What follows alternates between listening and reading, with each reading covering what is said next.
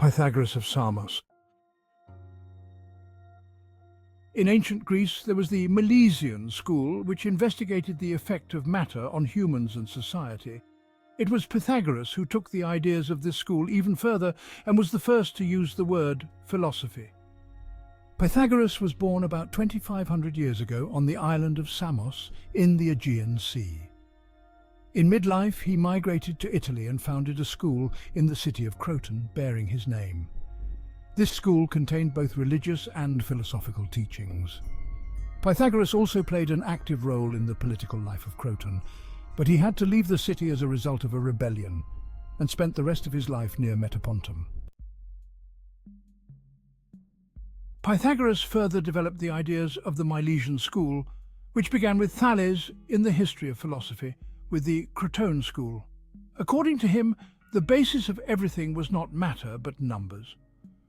With this thought, he differed from those who attached importance to matter such as Thales and approached Orphic teachings. Pythagoras was a genius in geometry and arithmetic. He's the first to discover that in a right triangle, the sum of the squares of the perpendicular sides is equal to the square of the hypotenuse. Pythagoras was the first to introduce the idea of the immortality of the soul and reincarnation, metempsychosis, into Greek philosophy.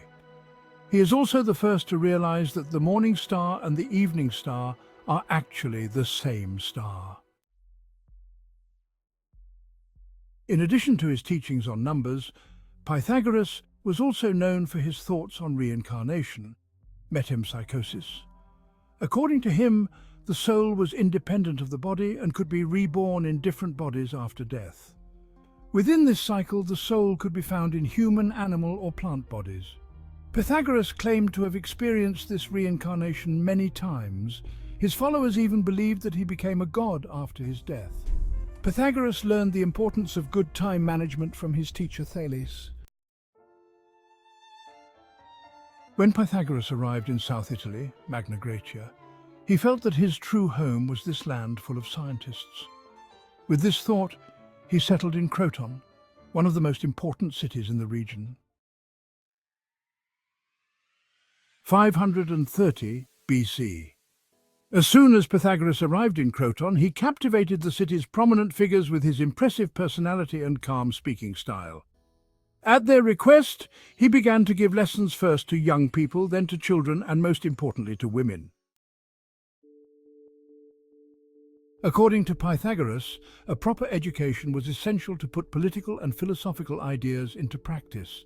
That is why his first job in Croton was to establish a school bearing his name and to create a unique education system.